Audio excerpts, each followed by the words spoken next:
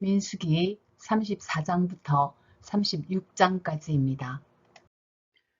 민수기 34장. 주님께서 모세에게 말씀하셨다. 이스라엘 자손에게 명하여라. 그들에게 다음과 같이 말하여라. 너희는 이제 곧 가나안 땅에 들어가게 된다. 이 땅은 너희가 유산으로 받을 땅인데 다음과 같이 사방 경계를 정한 가나안 땅 전체를 일컫는다. 너희 영토의 남쪽은 에돔의 경계선과 맞닿은 신광야에서부터 시작된다. 그러므로 너희 영토의 남쪽 경계는 동쪽의 사해 끝에서부터 시작된다. 너희의 경계선은 아그라빔 비탈 남쪽을 돌아 신을 지나 가데스 바네아 남쪽 끝까지 갔다가 또 하살 아달로 빠져 아스몬까지 이른다.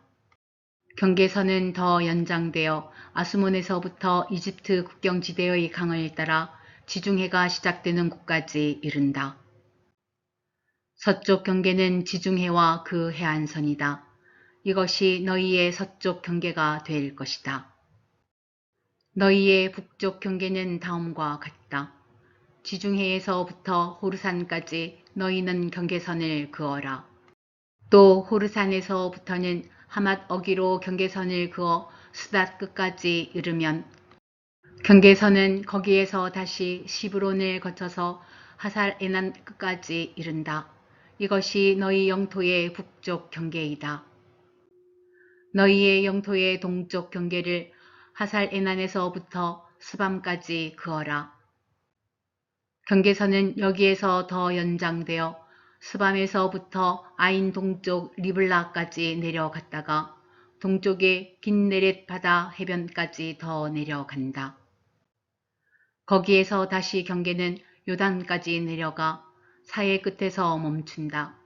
이것이 너희 땅의 사방 경계이다.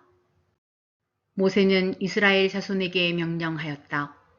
당신들 9지파와 반쪽 지파는 주님께서 당신들에게 주도록 명령하신 이 땅을 제비 뽑아 나누어 가지십시오.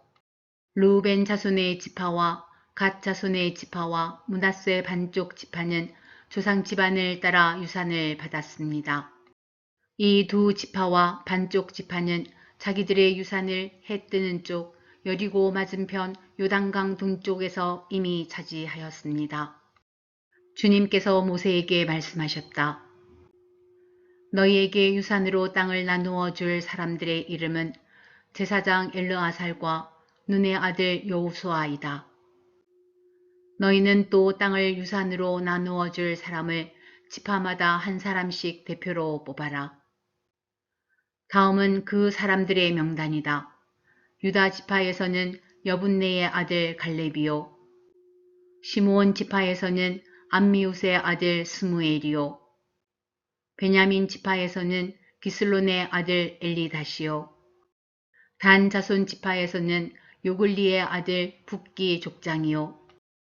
요셉 자손 가운데 므낫세 자손의 지파에서는 에봇의 아들 한니엘 족장이요. 에브라임 자손의 지파에서는 십단의 아들 그무엘 족장이요. 스불론 자손의 지파에서는 바르낙의 아들 엘리사반 족장이요. 이사갈 자손 지파에서는 아산의 아들 발디엘 족장이요. 아셀 자손의 지파에서는 슬로미의 아들 아히웃 족장이요. 납달리 자손의 지파에서는 암미우스의 아들 부다헬 족장이다. 이들은 가나안 땅에서 이스라엘 자손에게 유산을 나누어 주도록 주님께 명령을 받은 이들이다.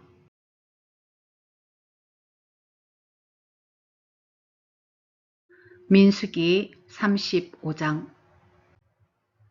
여리고 건너편 요단강가 모압 평야에서 주님께서 모세에게 말씀하셨다. 너는 이스라엘 자손에게 그들이 유산으로 받은 땅에서 레위 사람이 살 성읍들을 떼어 주라고 명령하여라.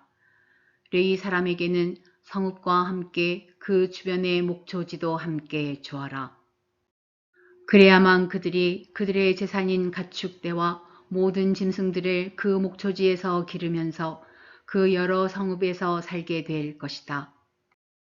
너희가 레위 사람에게 줄 성읍 둘레의 목초지의 범위는 각 성의 다같이 성벽 둘레로부터 2000자까지의 지역이어야 한다.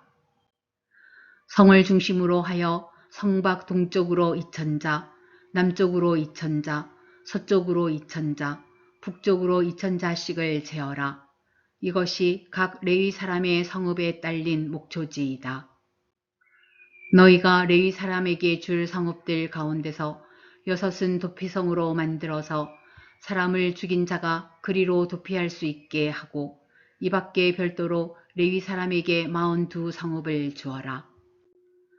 너희는 레위 사람에게 모두 48 성읍과 거기에 딸린 목초지를 주어야 한다. 이스라엘 자손이 가지고 있는 땅을 떼어서 그것을 레위 사람에게 줄 때에는 각 지파들이 받은 몫의 비율대로 떼어내도록 하여라. 많이 가진 지파에서는 많은 성읍을 떼어내고 적게 가진 지파에서는 적게 떼어내어라.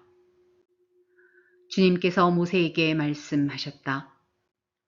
너는 이스라엘 자손에게 말하여라. 그들에게 다음과 같이 일러라.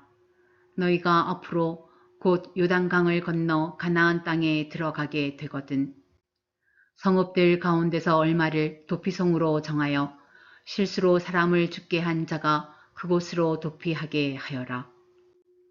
그 성읍들을 복수자를 피하는 도피처로 삼아서 사람을 죽게 한 자가 회중 앞에서 재판을 받기 전에 죽는 일이 없도록 하여야 한다.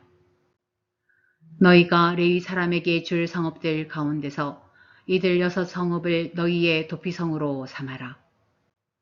그 가운데 세 성읍은 요단강 동쪽에 두고 나머지 세 성읍은 가나안 땅에 두고 도피성이 되게 하여라. 이들 6 성읍은 이스라엘 자손은 물론이려니와 외국인이나 너희와 함께 사는 본토인이면 누구든지 실수로 사람을 죽게 한 자가 도피하는 곳이 될 것이다. 만일 쇠붙이 같은 것으로 사람을 쳐서 죽게 하였으면 그는 살인자이다. 그러한 살인자는 반드시 죽여야 한다. 사람을 죽일 만한 돌을 들고 있다가 그것으로 사람을 쳐서 죽게 하였으면 그는 살인자이다. 그러한 살인자는 반드시 죽여야 한다. 만일 사람을 죽일 만한 나무 연장을 들고 있다가 그것으로 사람을 쳐서 죽게 하였으면 그는 살인자이다. 그러한 살인자는 반드시 죽여야 한다. 이러한 경우에 그 살인자를 죽일 사람은 피해자의 피를 보복할 친족이다. 그는 그 살인자를 만나는 대로 죽일 수 있다. 미워하기 때문에 밀쳐서 죽게 하거나 몰래 숨어 있다가 무엇을 던져서 죽게 하거나 원한이 있어서 주먹으로 쳐서 사람을 죽게 하였으면 그는 살인자이다. 그러한 살인자는 반드시 죽여야 한다. 피를 보복할 친족은 어디서 그를 만나든지 그를 죽일 수 있다.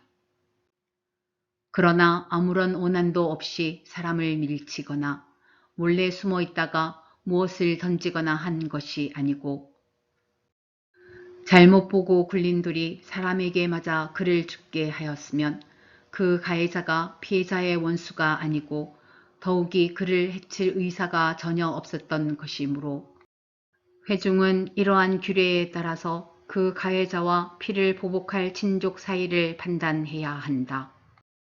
회중은 그 살인 혐의를 받은 사람이 피를 보복할 피해자의 친족에게서 보복을 당하지 않도록 그 살인 혐의자를 그가 도피한 도피성으로 돌려보내야 한다. 그리고 그는 거룩한 기름을 부어 성직에 임명된 대제사장이 죽을 때까지 거기에 머물러야 한다. 도피성으로 피한 그 살인자가 도피성의 경계 밖으로 나갔을 때에 마침 피를 보복할 친척이 그를 알아보고 도피성의 경계 밖에서 죽였으면 그 친척에게는 아무런 살인죄도 적용되지 않는다.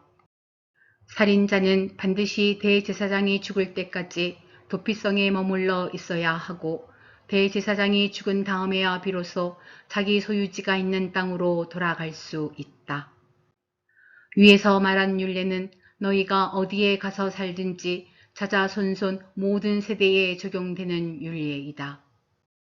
누구든지 사람을 죽인 사람은 살인자이므로 반드시 죽여야 한다.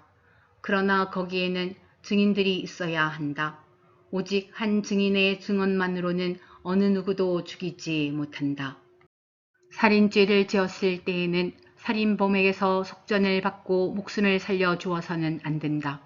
그는 반드시 죽여야 한다.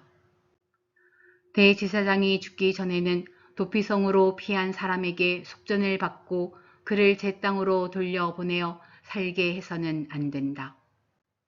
너희가 사는 땅을 더럽히지 말아라. 피가 땅에 떨어지면 땅이 더러워진다.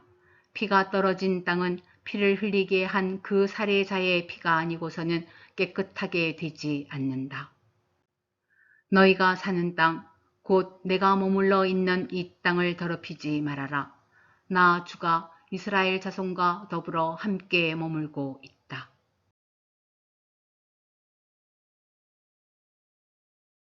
민수기 36장. 요셉 자손 가문 가운데 므낫세의 손자이자 마길의 아들인 길르앗 자손 가문이 있는데 바로 길르앗 자손에 속한 갓 가문의 우두머리들이 나서서 모세와 이스라엘 자손의 지도자들인 각 가문의 우두머리 앞에 나와서 이렇게 말하였다.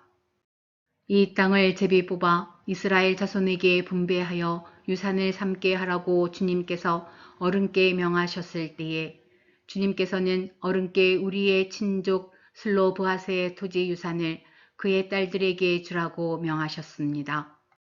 그러나 그 딸들이 이스라엘 자손의 다른 지파 남자들과 결혼할 때에는 그 딸들이 받은 유산은 우리 조상 대대로 물려온 유산에서 떨어져 나가 그 딸들이 시집간 그 지파의 유산이 될 것입니다.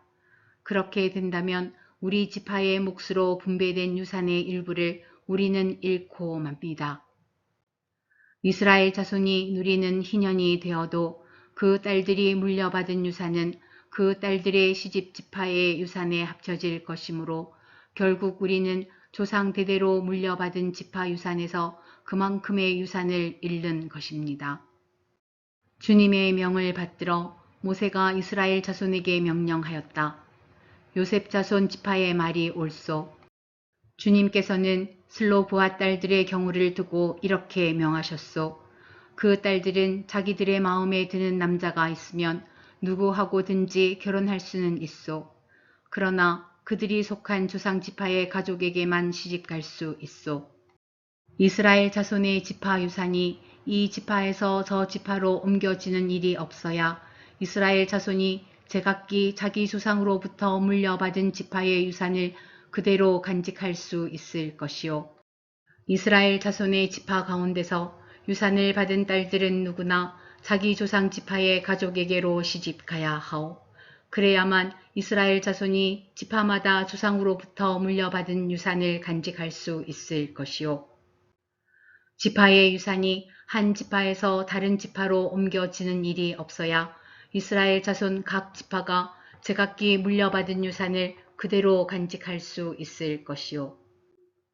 그리하여 슬로브핫의 딸들은 주님께서 모세에게 명하신 대로 하였다. 슬로브핫의 딸들 곧 말라와 디르사와 호글라와 밀가와 노아는 모두 자기 사촌 오라버니들과 결혼하였다. 그 딸들이 모두 요셉의 아들인 므낫세 자손 가문과 결혼하였기 때문에 그들이 받은 유산은 자기 조상의 가문과 지파에 그대로 남아 있었다. 이것은 주님께서 여리고 건너편 요단강가 모압 평지에서 모세를 시켜 이스라엘 자손에게 말씀하신 명령과 규례이다.